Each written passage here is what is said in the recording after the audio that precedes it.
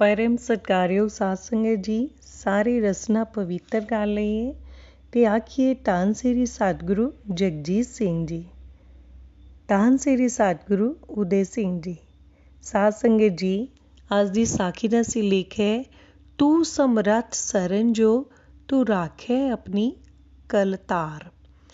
सतगुरु जगजीत सिंह जी किन्ने कु समर्थ ਹਨ, ਇਸ ਦਾ ਤਾਂ ਅੰਤ ਹੀ ਨਹੀਂ ਪਾਇਆ ਜਾ ਸਕਦਾ।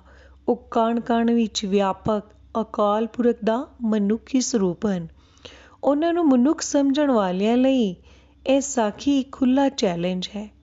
ਇੱਕ ਪੂਰਨ ਸੰਤ ਜਵਾਹਰ ਸਿੰਘ ਜੀ ਮਿਰਜ਼ੇ ਵਾਲੇ, ਜਿਹੜੇ ਖੂਹ ਦੀ ਮੰਨ 'ਤੇ ਬੈਠ ਕੇ ਸਿਮਰਨ ਕਰਦੇ ਸਨ ਅਤੇ ਜਿਨ੍ਹਾਂ ਨੇ ਨੀਂਦਰ ਨੂੰ ਵੱਸ ਵਿੱਚ ਕੀਤਾ ਹੋਇਆ ਸੀ, ਉਹਨਾਂ ਦੇ ਪੋਤਰੇ ਅਤੇ ਸੰਤ ਝਿਰਮਲ ਸਿੰਘ ਦੇ ਪੁੱਤਰ ਦੁਬਈ ਰਹਿਣ ਵਾਲੇ ਸੰਤ ਹਰਵਿੰਦਰ ਸਿੰਘ ਜੀ ਆਪਣੇ ਨਾਲ ਬੀਤੀ ਇੱਕ ਸਾਖੀ ਇਸ ਤਰ੍ਹਾਂ ਦੱਸਦੇ ਹਨ। ਚੰਡੀਗੜ੍ਹ ਦੇ ਇੱਕ ਬੰਦੇ ਕਿਸ਼ਨ ਲਾਲ ਨੇ ਦੁਬਈ ਵਿੱਚ ਟਰਾਲੇ ਬਣਾਉਣ ਵਾਲੀ ਇੱਕ ਟਰਾਂਸਪੋਰਟ ਕੰਪਨੀ ਖੋਲ੍ਹੀ। ਹਰਵਿੰਦਰ ਸਿੰਘ ਜੀ ਨੇ ਉਹਦੇ ਕੋਲੋਂ 5 ਟਰਾਲੇ ਖਰੀਦੇ ਅਤੇ ਉਹਨਾਂ ਦੀ ਕੀਮਤ ਦੇ ਚੈੱਕ ਦਿੱਤੇ। ਉਹਨਾਂ ਨੇ ਗਲਤੀ ਇਹ ਕੀਤੀ ਕਿ ਪਹਿਲਾਂ ਦਿੱਤੇ ਚੈੱਕ ਵਾਪਸ ਲੈਣ ਤੋਂ ਬਿਨਾਂ ਹੀ ਸਾਰੀ ਇਕੱਠੀ ਰਕਮ ਦਾ ਇੱਕ ਚੈੱਕ ਹੋਰ ਦੇ ਦਿੱਤਾ। ਉਹਨਾਂ ਨੇ ਇਸ ਕਰਕੇ ਸਾਰੀ ਰਕਮ ਦਾ ਹੋਰ ਚੈੱਕ ਦਿੱਤਾ ਤਾਂ ਕਿ ਜੇਕਰ ਪਹਿਲੇ ਚੈੱਕ ਕੈਸ਼ ਨਾ ਹੋਣ ਤਾਂ ਇਹ ਵੱਡਾ ਚੈੱਕ ਕੈਸ਼ ਕਰਾ ਲਵੇ। ਉਹ ਆਦਮੀ ਬੇਈਮਾਨ ਨਿਕਲਿਆ। ਉਸ ਨੇ ਪਹਿਲੇ ਵਾਲੇ ਚੈੱਕ ਵੀ ਕੈਸ਼ ਕਰਵਾ ਲਏ ਅਤੇ ਇਕੱਠੀ ਰਕਮ ਵਾਲਾ ਚੈੱਕ ਵੀ ਕੈਸ਼ ਕਰਾਉਣ ਦੀ ਕੋਸ਼ਿਸ਼ ਕੀਤੀ, ਪਰ ਬੈਂਕ ਵਿੱਚ ਰਕਮ ਨਾ ਹੋਣ ਕਰਕੇ ਚੈੱਕ ਬਾਉਂਸ ਹੋ ਗਿਆ। ਇਸ ਕਰਕੇ ਉਸਨੇ ਹਰਵਿੰਦਰ ਸਿੰਘ ਜੀ 'ਤੇ ਕੇਸ ਕਰ ਦਿੱਤਾ। ਹਰਵਿੰਦਰ ਸਿੰਘ ਜੀ ਨੂੰ ਇਸ ਕੇਸ ਵਿੱਚ 6 ਮਹੀਨੇ ਦੀ ਜੇਲ੍ਹ ਦੀ ਸਜ਼ਾ ਹੋ ਗਈ, ਜਿਹੜੀ ਕਿ ਵੱਧ ਕੇ 3 ਸਾਲ ਹੋ ਜਾਣੀ ਸੀ। ਉਸ ਦਿਨ 20 ਜਨਵਰੀ ਸੰਨ 2010 ਦਾ ਦਿਨ ਸੀ। ਉਹ ਤੇ ਬਿਲਕੁਲ ਬੇਕਸੂਰ ਸਨ।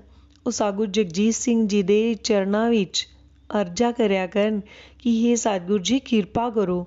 ਉੱਧਰ ਉਹਨਾਂ ਦੇ ਘਰ ਵਾਲਿਆਂ ਕੋਲ ਖਾਣ ਜੋਗਾ ਵੀ ਕੁਛ ਨਹੀਂ ਸੀ। ਇੱਕ ਘਰ ਵਾਲੀ, 2 ਬੇਟੀਆਂ ਦੀ ਇੱਕ 4 ਸਾਲ ਦਾ ਛੋਟਾ ਜਿਹਾ ਬੇਟਾ, ਲੱਗੇ ਭੁੱਖੇ ਮਰਨ। ਇੱਕ ਦਿਨ ਤਾਂ ਇੱਥੋਂ ਤੱਕ ਹੋ ਗਿਆ ਕਿ ਚੌਂਕੇ ਵਿੱਚ ਸਿਰਫ ਇੱਕੋ ਹੀ ਰੋਟੀ ਬਣੀ। ਖਾਣ ਵਾਲੇ 4 ਜਣੇ ਸਨ। ਫਿਰ ਸਿਰਫ ਛੋਟੇ ਬੱਚੇ ਨੂੰ ਉਹ ਰੋਟੀ ਦੇ ਦਿੱਤੀ ਅਤੇ ਬਾਕੀ ਸਾਰੇ ਬੱਚੇ ਭੁੱਖੇ ਹੀ ਰਹੇ। ਉਹਨਾਂ ਦੀ ਘਰ ਵਾਲੀ ਸੱਚੇ ਪਾਤਸ਼ਾਹ ਜੀ ਦੀ ਫੋਟੋ ਦੇ ਸਾਹਮਣੇ ਆਸਣ ਵਿਛਾ ਕੇ ਬੈਠ ਕੇ ਸਿਮਰਨ ਕਰਦੀ ਅਤੇ ਅਰਜ਼ਾ ਕਰਦੀ ਕਿ ਇਹ ਸੱਚੇ ਪਾਤਸ਼ਾਹ ਜੀ ਸਾਡਾ ਕਸ਼ਟ ਕੱਟੋ। ਇਹੋ ਜਿਹੇ ਅਤ ਮੁਸ਼ਕਿਲ ਸਮੇਂ ਸਿਰਫ ਤੇ ਸਿਰਫ ਇੱਕ ਰੋਸ਼ਨੀ ਦੀ ਕਿਰਨ ਸਤਿਗੁਰ ਜੀ ਦਾ ਸਹਾਰਾ ਹੀ ਸੀ।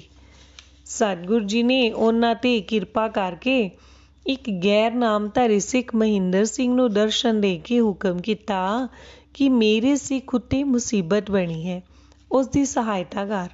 ਉਹ ਬੜਾ ਹੈਰਾਨ ਹੋਇਆ ਕਿ ਇਹ ਦਰਸ਼ਨ ਦੇ ਕੇ ਹੁਕਮ ਕਰਨ ਵਾਲਾ ਕੌਣ ਹੈ। ਉਸ ਨੂੰ ਸਮਝ ਨਾ ਆਵੇ ਕਿ ਮੈਂ ਕਿਸ ਦੀ ਸਹਾਇਤਾ ਕਰਾਂ। ਉਹ ਆਪਣੇ ਘਰੋਂ ਨਿਕਲ ਕੇ ਲੱਭਣ ਟੁਰ ਪਿਆ। ਉਸ ਨੂੰ ਇੱਕ ਗਲੀ ਵਿੱਚ ਇੱਕ ਸਿੱਖ ਬੱਚਾ ਦਿਸਿਆ। ਉਸ ਨੇ ਉਸ ਦੇ ਕੋਲੋਂ ਉਸ ਦਾ ਘਰ ਪੁੱਛਿਆ ਅਤੇ ਉਸ ਦੇ ਨਾਲ ਉਸ ਦੇ ਘਰ ਪਹੁੰਚ ਗਿਆ। ਅੱਗੇ ਬੱਚੇ ਦੀ ਮਾਂ ਰਾਜਵਿੰਦਰ ਕੌਰ ਸਤਿਗੁਰੂ ਜੀ ਦੀ ਫੋਟੋ ਦੇ ਅੱਗੇ ਆਸਣ ਵਿਛਾ ਕੇ ਸਿਮਰਨ ਕਰ ਰਹੀ ਸੀ। ਉਹ ਫੋਟੋ ਵੇਖ ਕੇ ਬੜਾ ਹੈਰਾਨ ਹੋਇਆ ਕਿ ਮੈਨੂੰ ਦਰਸ਼ਨ ਦੇਣ ਵਾਲੇ ਤਾਂ ਇਹੀ ਸਨ। ਉਸਨੇ ਰਾਜਵਿੰਦਰ ਨੂੰ ਪੁੱਛਿਆ ਕਿ ਤੁਹਾਡੇ ਉੱਤੇ ਕਿਹੜੀ ਮੁਸੀਬਤ ਬਣੀ ਹੈ। ਰਾਜਵਿੰਦਰ ਨੇ ਸੋਚਿਆ ਕਿ ਪਤਾ ਨਹੀਂ ਇਹ ਪੁੱਛਣ ਵਾਲਾ ਕੌਣ ਹੈ। ਉਸਨੇ ਕੁਝ ਵੀ ਨਾ ਦੱਸਿਆ। ਅਗਲੇ ਦਿਨ ਉਹ ਬੰਦਾ ਆਪਣੀ ਘਰਵਾਲੀ ਨੂੰ ਨਾਲ ਲੈ ਕੇ ਫਿਰ ਆ ਗਿਆ ਅਤੇ ਫਿਰ ਪੁੱਛਿਆ ਕਿ ਤੁਹਾਡੇ ਉੱਤੇ ਕੀ ਮੁਸੀਬਤ ਆਈ ਹੈ। ਤੁਸੀਂ ਮੇਰੇ ਬੱਚਿਆਂ ਵਰਗੇ ਹੋ, ਮੈਨੂੰ ਦੱਸੋ। ਮੈਨੂੰ ਤਾਂ ਇਸ ਫੋਟੋ ਵਾਲੇ ਮਹਾਂਪੁਰਖਾਂ ਨੇ ਦਰਸ਼ਨ ਦੇ ਕੇ ਹੁਕਮ ਕੀਤਾ ਹੈ ਕਿ ਮੈਂ ਤੁਹਾਡੀ ਸਹਾਇਤਾ ਕਰਾਂ। ਰਾਜਵਿੰਦਰ ਨੂੰ ਜਦੋਂ ਪੂਰਾ ਵਿਸ਼ਵਾਸ ਹੋ ਗਿਆ ਕਿ ਇਹ ਆਦਮੀ ਠੀਕ ਹੈ ਤਾਂ ਉਸਨੇ ਆਪਣੀ ਸਾਰੀ ਵਿਥਿਆ ਦੱਸ ਦਿੱਤੀ। ਉਹ ਬੰਦਾ ਕਹਿਣ ਲੱਗਾ ਕਿ ਫਿਕਰ ਨਾ ਕਰੋ, ਮੈਂ ਤੁਹਾਡੀ ਮਦਦ ਕਰਾਂਗਾ। ਉਸਨੇ ਬਾਜ਼ਾਰੋਂ ਕਿੰਨਾ ਰਾਸ਼ਨ ਅਤੇ ਲੋੜ ਦੀਆਂ ਹੋਰ ਵਸਤੂਆਂ ਲਿਆ ਕੇ ਉਹਨਾਂ ਨੂੰ ਦੇ ਦਿੱਤੀਆਂ। ਇਸ ਤੋਂ ਬਾਅਦ ਮਹਿੰਦਰ ਸਿੰਘ ਕਿਸ਼ਨ ਲਾਲ ਕੋਲ ਪਹੁੰਚਿਆ ਅਤੇ ਉਸ ਨੂੰ ਬੜੀਆਂ ਧਮਕੀਆਂ ਦਿੱਤੀਆਂ ਕਿ ਤੂੰ ਬੇਈਮਾਨ ਹੈ, ਤੇਰੀ ਧੀ ਬਾਹਰ ਨਿਕਲੀ ਤਾਂ ਮੈਂ ਉਸ ਨੂੰ ਛੱਡਾਂਗਾ ਨਹੀਂ। किशन लाल डर गया। उसने सारा कुछ लिख के दे दिता कि मैं हरविंदर सिंह कोलों कुछ नहीं लेना। इस तो बाद महिंदर सिंह कोर्ट विच पहुंचा ते कोशिश करके हरविंदर सिंह दी कैद तो मुक्ति कराई। हरविंदर सिंह जी दसदे हन कि उन्हां उत्ते 6 केस होर भी सन, जिन्हां विचों एक केस वास्ते उन्हां नूं 1000 जुर्माना भरना पिया। बाकी दे 5 केस उस करन कारण समर्थ सतगुरु जगजीत सिंह जी की किरपा नाल कंप्यूटर विचों ही गायब हो गए। हरविंदर सिंह जी ने बाहर आके CID वालियां कोलों पुछया कि मेरे उत्ते कोई होर केस तां नहीं। वो कहन लगे कि कोई होर केस नहीं, तुसी जाओ।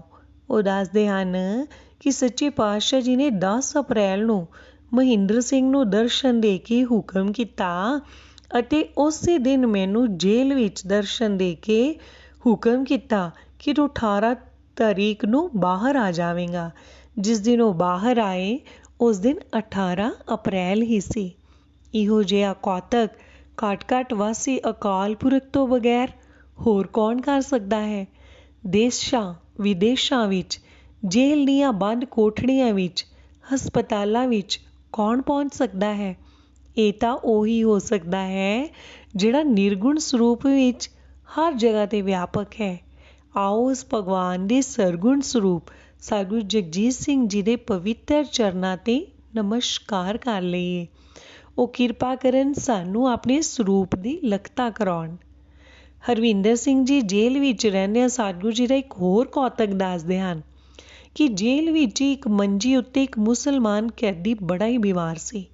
ਉਹ ਉੱਠ ਕੇ ਬੈਠ ਵੀ ਨਹੀਂ ਸੀ ਸਕਦਾ। ਡਾਕਟਰ ਨੇ ਉਹਨੂੰ ਜਵਾਬ ਦੇ ਦਿੱਤਾ ਸੀ। ਕੁੱਲ ਲੁਕਾਈ ਨੇ ਸਾਂਝੇ ਘਾਟ ਵਾਸੀ ਦਇਆ ਦੇ ਸਮੁੰਦਰ ਸ਼੍ਰੀ ਸਤਿਗੁਰੂ ਜਗਜੀਤ ਸਿੰਘ ਜੀ ਨੇ ਹਰਵਿੰਦਰ ਸਿੰਘ ਜੀ ਨੂੰ ਦਰਸ਼ਨ ਦੇ ਕੇ ਹੁਕਮ ਕੀਤਾ, ਇਸ ਮੁਸਲਮਾਨ ਦੇ ਸਰੀਰ ਉੱਤੇ ਹੱਥ ਫੇਰਦਿਆਂ ਭਗੌਤੀਆਂ ਦੀ ਮਾਲਾ ਦਾ ਇੱਕ ਮਣਕਾ ਕਰ, ਇਹ ਠੀਕ ਹੋ ਜਾਵੇਗਾ। ਹਰਵਿੰਦਰ ਸਿੰਘ ਜੀ ਨੇ ਇਸ ਤਰ੍ਹਾਂ ਹੀ ਕੀਤਾ।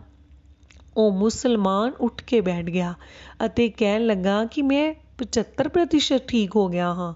ਉਹ ਕੁਝ ਪੈਸੇ ਦੇਣਾ ਚਾਹੇ ਪਰ ਹਰਵਿੰਦਰ ਸਿੰਘ ਜੀ ਨਾ ਲੈਣ।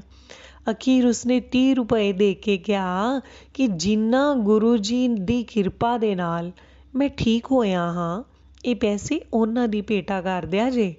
ਉਹ ਦੱਸਦੇ ਹਨ ਕਿ ਉਹ ਭੁੱਲ ਗਏ ਅਤੇ ਉਹ ਪੈਸੇ ਖਰਚ ਕਰ ਦਿੱਤੇ। ਇਸ ਨਾਲ ਉਹਨਾਂ ਦੀ ਕਮਰ ਪੀੜ ਹੋਣ ਲੱਗ ਪਈ। ਸੱਚੇ ਪਾਤਸ਼ਾਹ ਜੀ ਦੀ ਕਿਰਪਾ ਨਾਲ ਉਹਨਾਂ ਨੂੰ ਸਮਝ ਆ ਗਈ ਕਿ ਇਹ ਪੀੜ ਤਾਂ ਹੋਈ ਹੈ ਕਿ ਮੈਂ ਉਹ ਭੇਟਾ ਕਰਨ ਵਾਲੇ ਪੈਸੇ ਆਪੇ ਹੀ ਖਰਚ ਕਰ ਦਿੱਤੇ ਹਨ।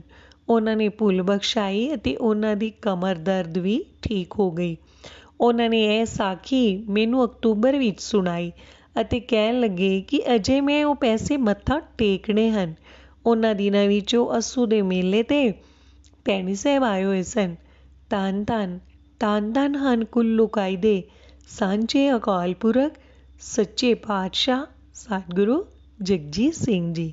ਸਾਡੀ ਉਹਨਾਂ ਦੇ ਚਰਨਾਂ 'ਤੇ ਅਨੇਕਾਂ ਵਾਰ ਡੰਡੌਤ ਬੰਦਨਾ ਹੈ। ਧੰਨ ਸ੍ਰੀ ਸਤਿਗੁਰੂ ਜਗਜੀਤ ਸਿੰਘ ਜੀ।